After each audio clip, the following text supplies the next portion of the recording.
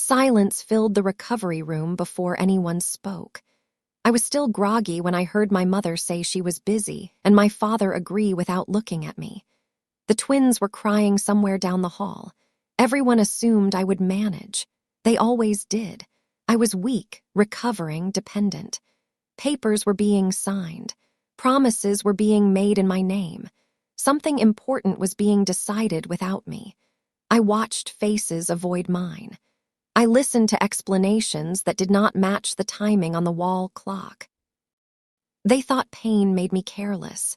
They were wrong. What I did not know yet was how many records were already moving, how many witnesses were already noticing, and how one quiet voice before the surgery was scheduled, my life moved in small, repeatable patterns. The twins woke early. One always cried first. The other waited, watching. I learned their rhythms before I learned anything else about myself. Feeding, changing, holding one while the other kicked against my ribs. Silence was rare, but I did not mind it. Noise meant they were alive, present, demanding. It meant I was needed. I did not ask for much help. That was always understood about me. I handled things quietly, without complaint, without spectacle. When I did ask, it was because I had already measured every other option and found it lacking. The surgery was one of those moments. Not urgent, but necessary. Planned months in advance, documented, approved. I would be under anesthesia. I would not be able to lift them for days, possibly weeks. My parents were the obvious solution. They lived close. They spoke often about family responsibility, about how hard they had worked when I was young, about how things were different now.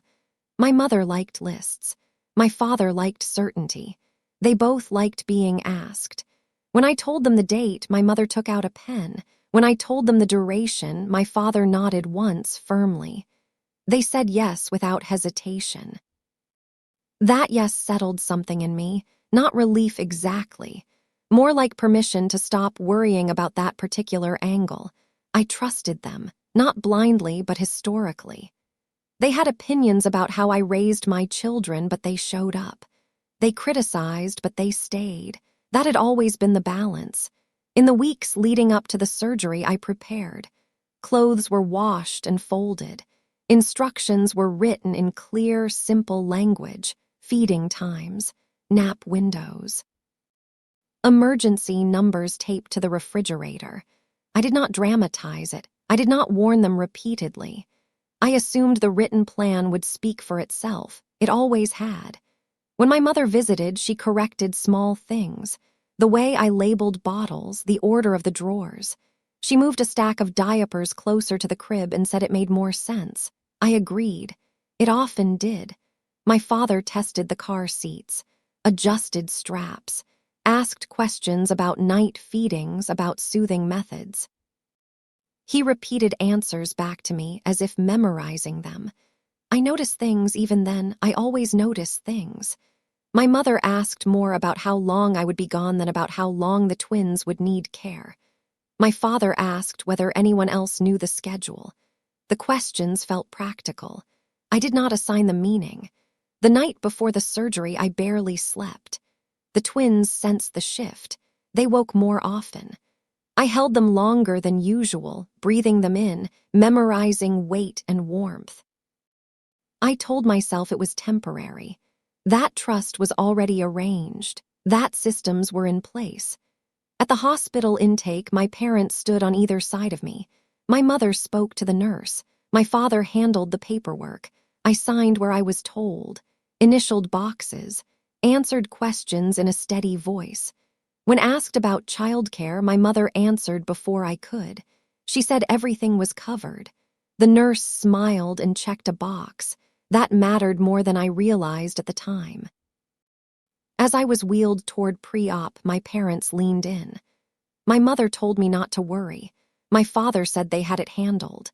There was no doubt in their tone, no hesitation, just certainty. I nodded. I did not say thank you. It felt unnecessary.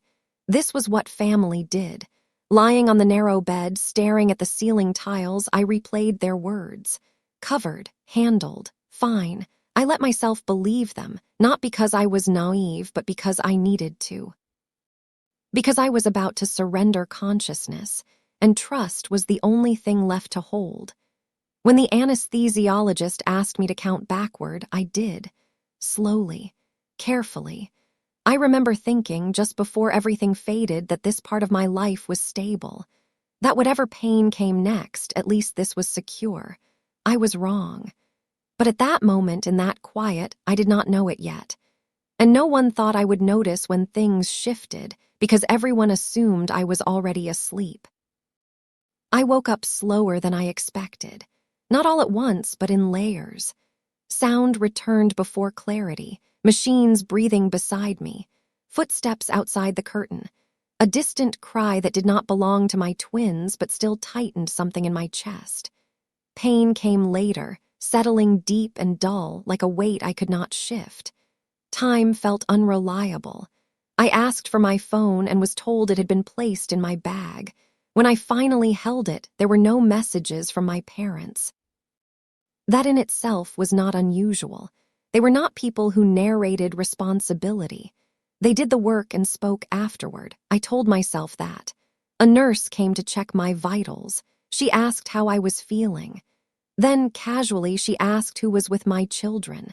The question surprised me, not because I did not have an answer, but because it felt like a detail already settled.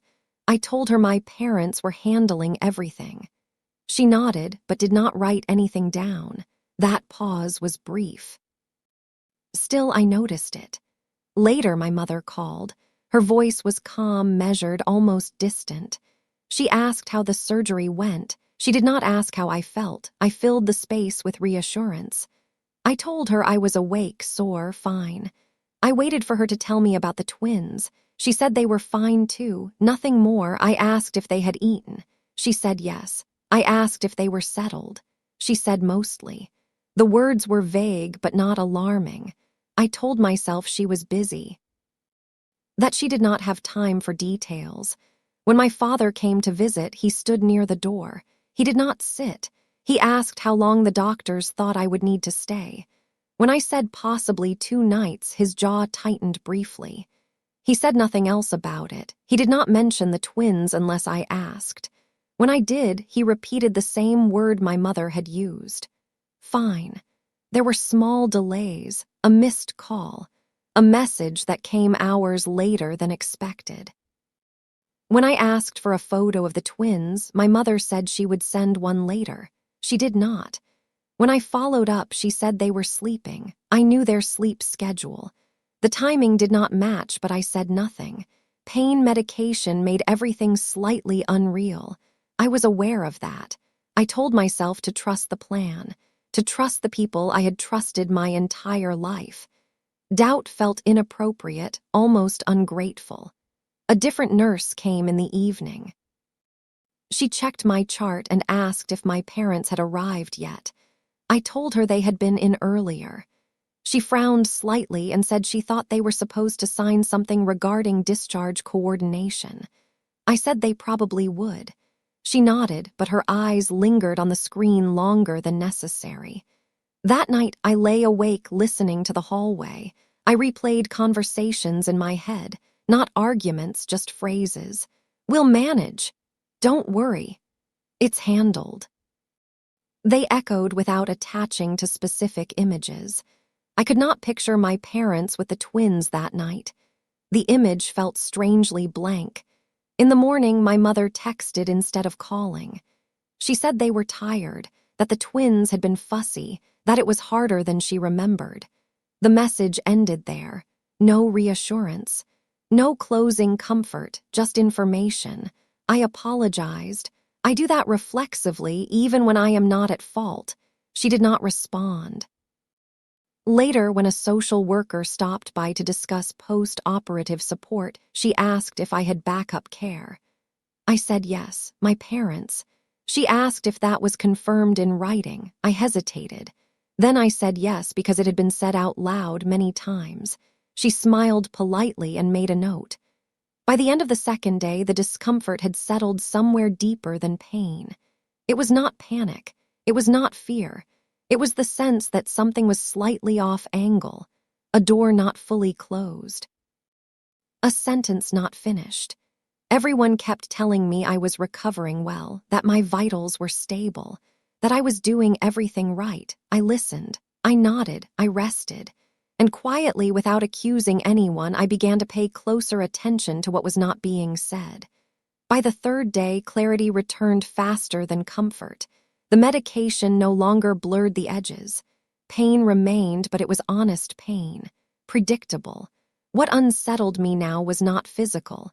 It was structural. Pieces that should have aligned did not. My father called in the morning. He spoke quickly, as if checking off an obligation. He said they were adjusting. He said it was temporary. He asked when I would be discharged. When I said the doctors were unsure, there was a pause, not long enough to be obvious, long enough to register. I asked if the twins were at my house. He said yes. I asked who stayed overnight. He said they handled it. I asked who specifically. He said both of them. The answer was too neat. My parents rarely spoke in unison terms. They divided labor loudly, competitively. This felt rehearsed. Later that day, a nurse I had not met before came in with a clipboard.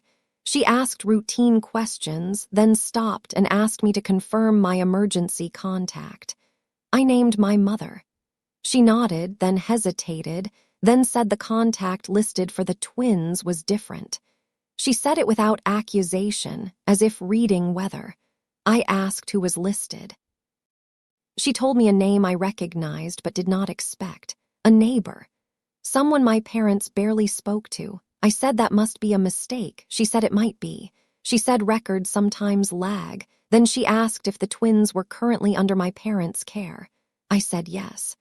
She looked at the screen again and said nothing. When my mother finally visited that afternoon, she brought a bag of my clothes, not the ones I had asked for. Different ones, older. She said she grabbed whatever was closest. She avoided sitting near the bed. She avoided my eyes. She spoke about traffic, about how tired she was, about how much work it had been. I asked again for a photo. She showed me one on her phone instead of sending it. The image was cropped tightly. One twin was visible, the other was not. I asked where the photo was taken. She said at home. I asked whose home. She said ours, then corrected herself. She said mine. I said nothing.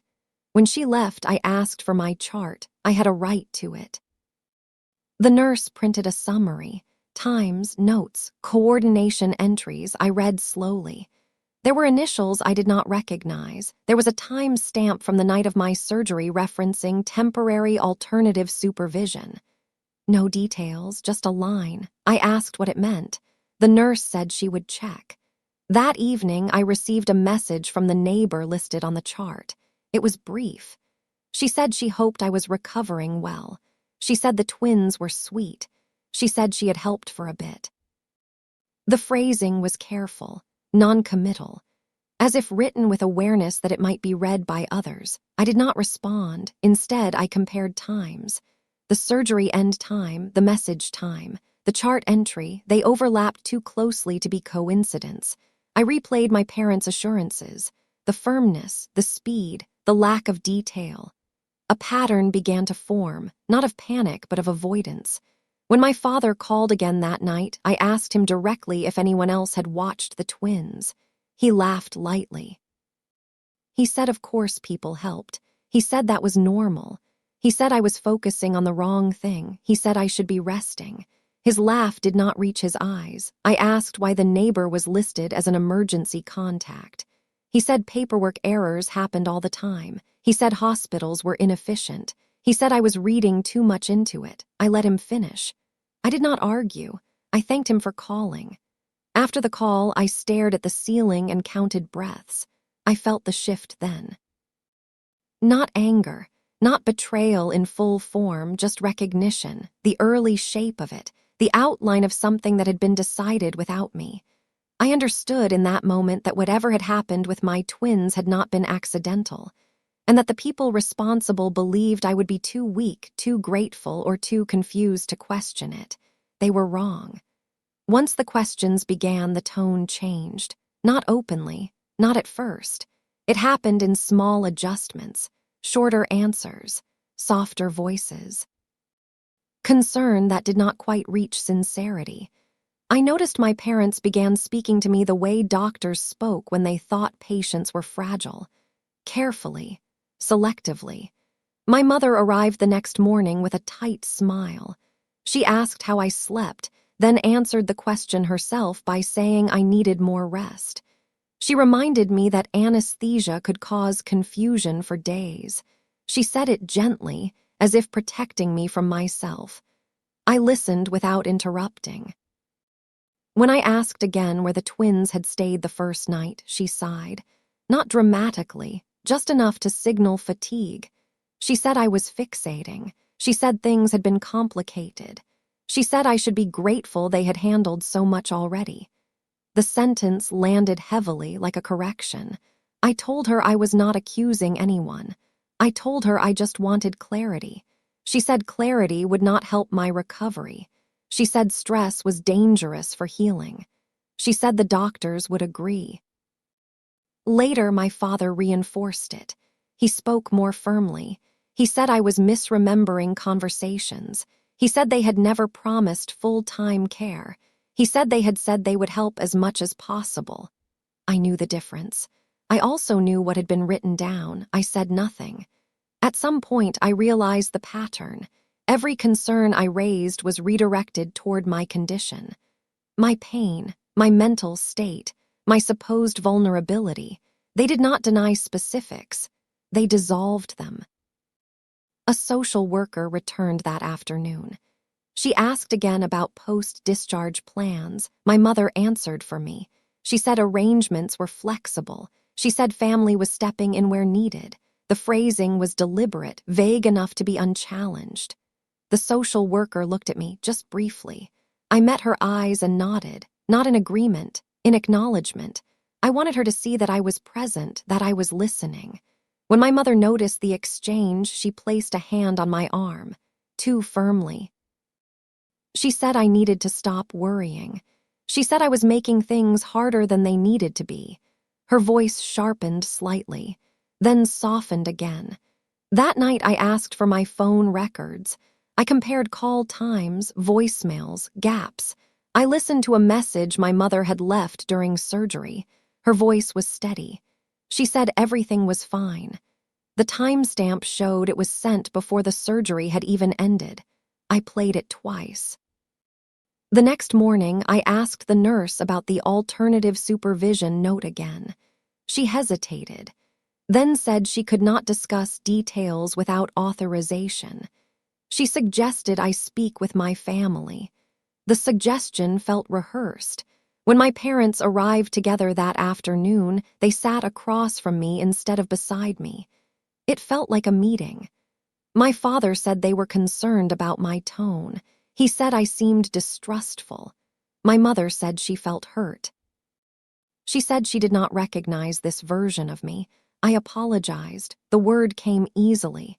It always does. I said I was tired. I said I did not mean to imply anything. The relief on their faces was immediate, telling. After that, the story solidified. They repeated it consistently. They said they had done their best. They said outside help had been minimal. They said I had agreed to flexibility, each repetition smoothed over inconsistencies. Not by accuracy, but by confidence. I stopped pushing. Outwardly, inwardly, I began to document everything. Dates, phrases, shifts in tone.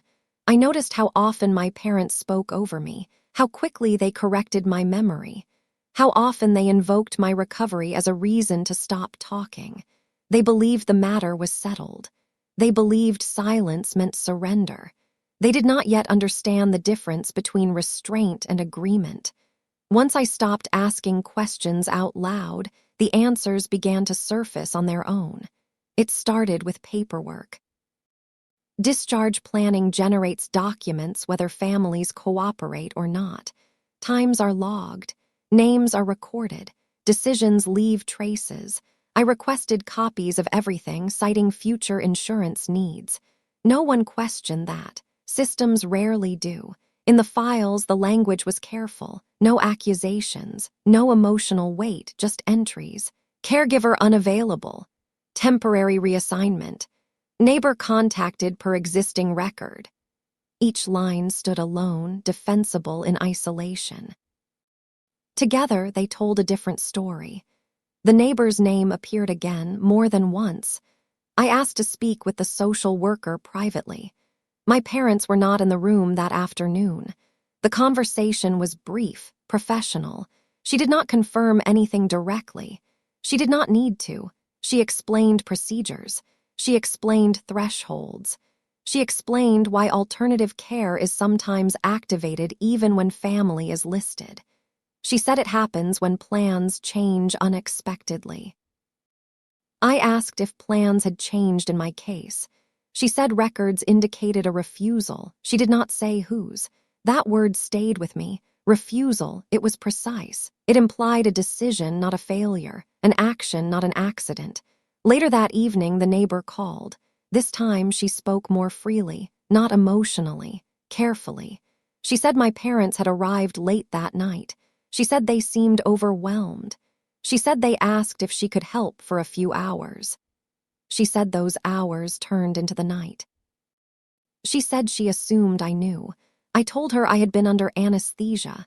There was a pause, then she said she was sorry. She said she would have said no if she had known.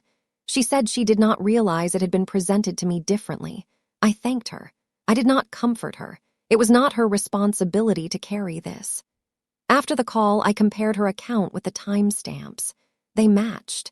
The voicemail my mother left during surgery, the chart entry, the delay before my parents arrived the next day. The absence of detail, the insistence on vagueness. It aligned cleanly now. I did not confront my parents immediately. Partial truth is fragile. It needs structure before it can hold weight. I let the systems continue to do their work. A nurse mentioned casually that childcare refusals are documented carefully because of liability. She said it as an aside, not knowing it mattered. I nodded. When my parents visited the next morning, they were relaxed, confident. My mother brought coffee. My father joked quietly with the staff. They believed the narrative had settled.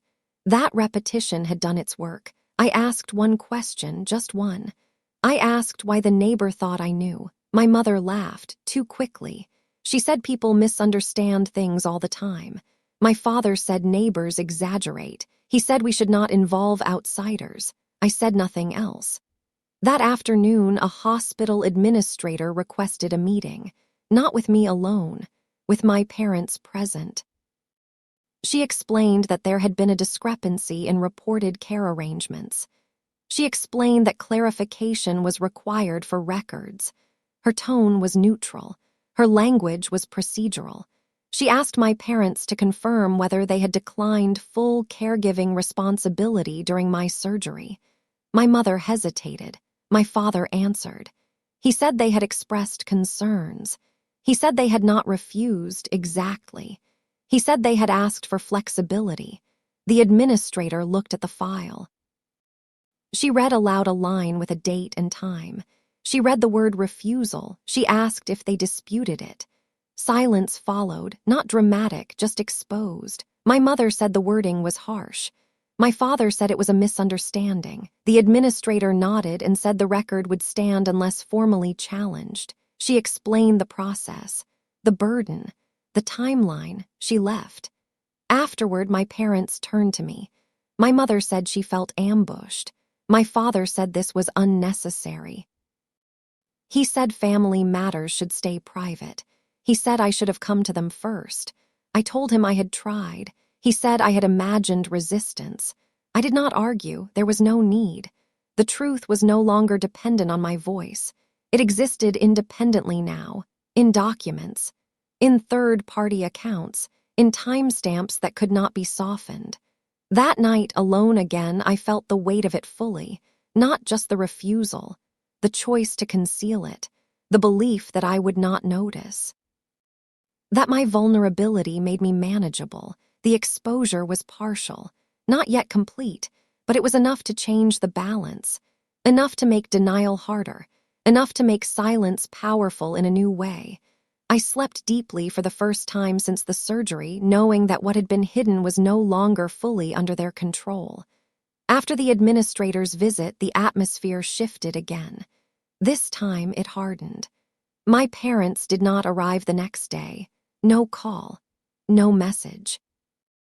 I learned this absence was intentional when my father finally texted that evening.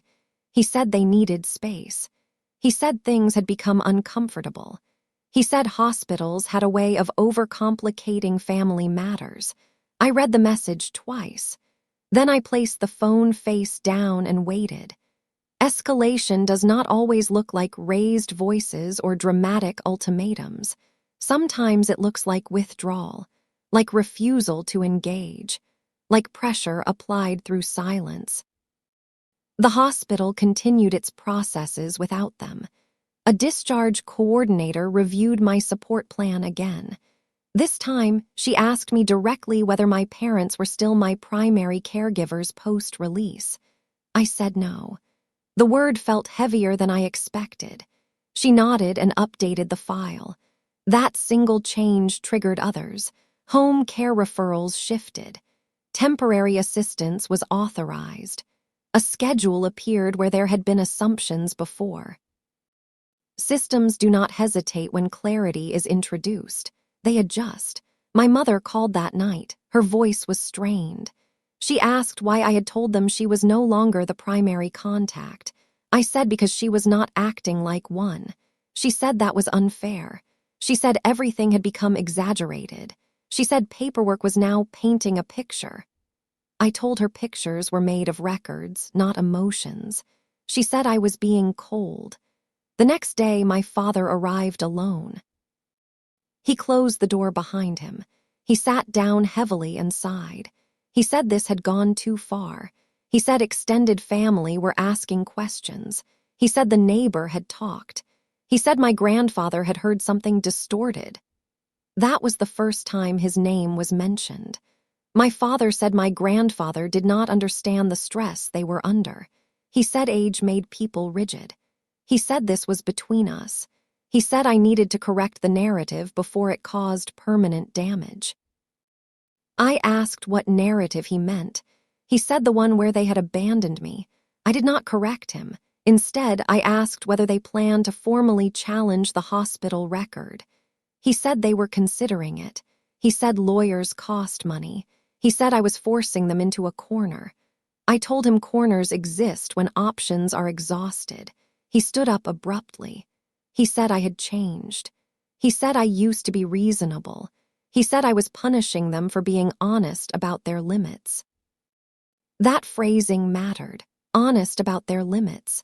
Not concerned for my children, not worried about my recovery, just limits. After he left, I received a message from my grandfather. He did not ask questions. He did not accuse anyone. He said he would be visiting the hospital the following day. He said he had requested copies of the records related to my surgery and childcare coordination. He said the hospital had complied. I did not respond immediately. I did not need to. When he arrived, the room changed without effort. He did not raise his voice. He did not perform concern. He asked how I was feeling. He asked how the twins were. He listened to my answers fully without interruption. He asked to see the documents. I handed them over. He read slowly. He did not comment. He did not look surprised. He simply nodded once. Later that afternoon, my parents arrived together. They did not know he was there. My mother stopped in the doorway. My father froze. No one spoke for several seconds. My grandfather did not stand. He did not greet them. He continued reading. My mother recovered first. She said she wished someone had told her he was coming. My grandfather said the hospital had. He said they had been listed on the updated contact file. The escalation reached its peak not through argument but through alignment. Records on the bed. Witnesses in the room. Systems already moving. My grandfather asked one question. He asked whether they denied refusing care during my surgery. My father said they had been overwhelmed. My mother said the wording was unfair. My grandfather nodded and slid a page across the bed. He pointed to the line. He said refusal was not a feeling. It was an action. No one interrupted him. He said consequences follow actions, not intentions. He said he had spoken to the social worker. He said temporary care arrangements were already in place for the twins. He said those arrangements would continue until trust was restored. My mother protested. My father argued quietly. My grandfather listened. Then he said the matter was settled. There was no threat in his voice, no anger, just certainty grounded in process. They left shortly after, together, silent. I lay back against the pillows and felt something loosen in my chest. Not relief, not victory, just the release of tension from holding truth alone. The escalation was over. What followed would be quieter, heavier, and irreversible. After my parents left that afternoon, the room felt larger than it had before, not emptier, just exposed, as if something had been pulled back and would not be replaced. My grandfather stayed. He did not speak immediately. He folded the papers neatly and placed them back on the bedside table, aligning the edges. The gesture was familiar. He organized when he was thinking, when he was deciding what did not need to be said. I watched him from the corner of my eye. I did not ask what would happen next. I already knew the answer would come whether I requested it or not.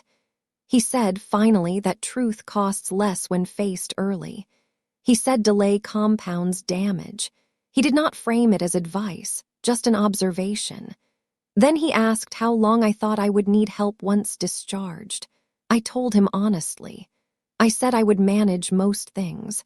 I said I needed stability for the twins. I said I did not want conflict to shape their care.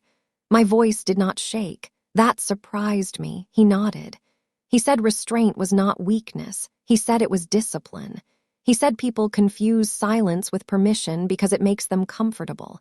That was the moment it settled fully, not the betrayal itself. I had accepted that already. It was the understanding that my parents' refusal was not a single failure, but a choice layered with calculation. They had assessed my condition, my dependence, my tendency to absorb discomfort quietly, and they had decided I would endure it. That realization did not make me angry, it made me still. Later, alone again, I replayed everything without emotion. The assurances, the omissions, the way concern had been weaponized, the way my recovery had been used as leverage to control the narrative. I saw the pattern clearly now, and with that clarity came a decision. I would not confront them again. Confrontation invites performance. It gives the other party a stage. I had no interest in that. The systems were already engaged. The witnesses had already spoken. The records would not soften over time. What remained was my own response. A nurse came in to check on me. She asked if I was feeling better. I said yes. She asked if I needed anything. I said no. Both answers were true. When my mother called that night, I let it ring, not to punish her, to protect the boundary that had finally formed. When she texted, saying she was worried about how this looked, I read it once and archived it. I did not block her. I did not respond.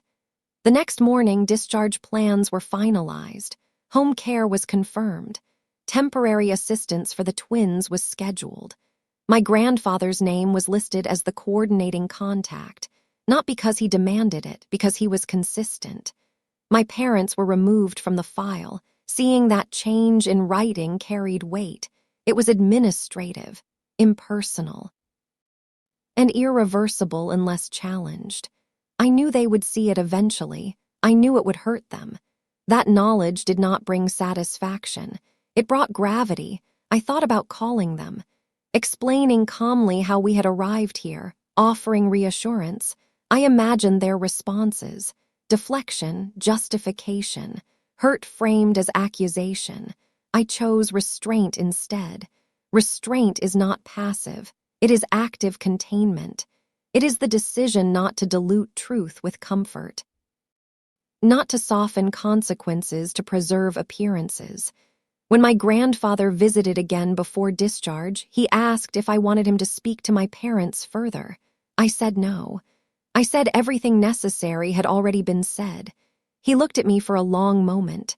Then he smiled just slightly. He said that was often the hardest choice. By the time I left the hospital, I felt different, not healed, not strong, but aligned. The cost was clear. The relationships would not return to their previous shape. Trust, once rerouted through systems, does not easily return to sentiment. I did not feel victorious. I felt resolved. And that, I understood, was the breaking point, not where something shattered, but where it stopped bending. The consequences did not arrive all at once. They unfolded methodically, the way institutional outcomes do, quietly, without emotion, but with permanence. When I returned home, the twins were already there. The temporary caregiver had set up a schedule on the counter: feeding times, sleep logs, notes written in neutral ink, no commentary, just facts. The house felt orderly in a way it had not before, supported, observed. My parents did not come that first day. They did not call. Their absence was noted, not felt. I was too occupied learning my new limitations, my adjusted movements, my slower pace. The caregiver watched carefully but said little. She did not need to say anything. 2 days later, my mother called. Her voice was controlled. She said she had been removed from the hospital file. She said it felt like punishment. She said my grandfather had overstepped. She said family matters should not be decided by paperwork. I listened. When she finished, I said I had not removed her. The system had adjusted based on availability and reliability. I said it calmly, without accusation. She asked if I planned to change it back. I said not yet. That was all.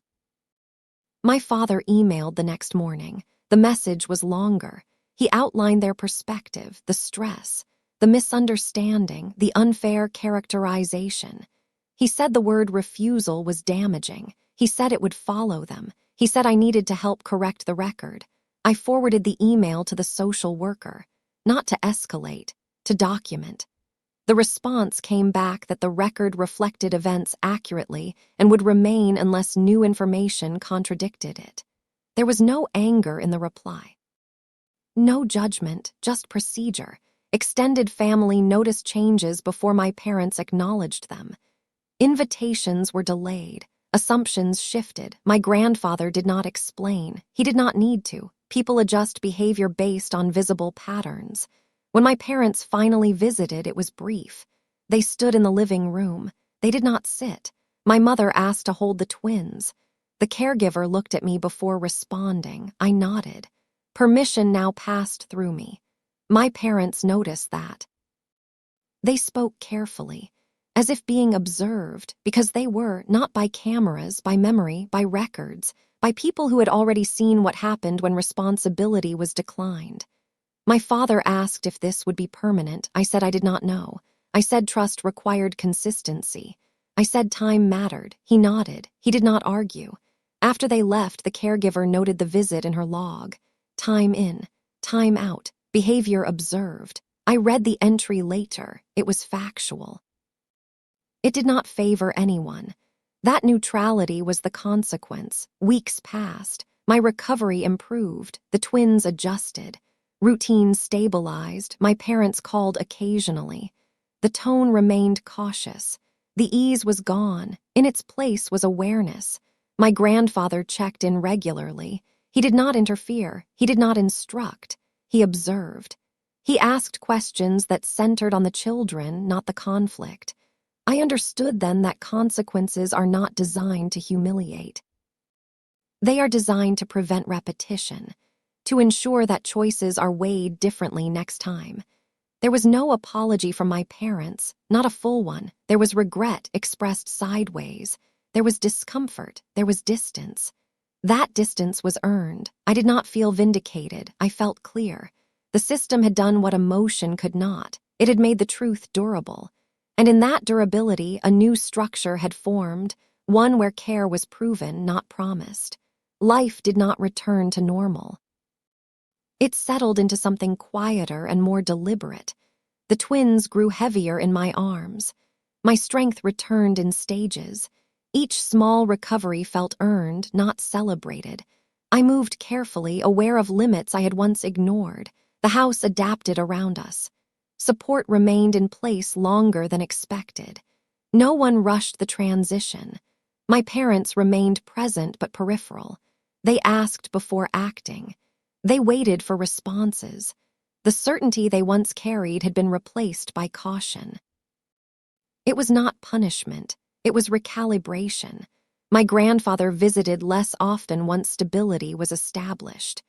When he did, he spoke about ordinary things, weather, repairs, the twins' changing expressions. He did not reference the hospital again. He did not need to. His role had already been fulfilled. There was no final conversation where everything was resolved, no apology that tied loose ends, no acknowledgement that matched the weight of what had happened. That absence lingered. I accepted it. Trust does not always break loudly. Sometimes it thins until light passes through it. You can still see it, you just cannot lean on it the same way. I learned to measure care by behavior, not words. To rely on systems when sentiment proved unreliable. To value restraint as a form of protection, not loss.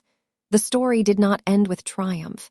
It ended with structure, with clarity, with children who were safe and routines that held. That was enough. Silence returned to the house at night, broken only by breathing.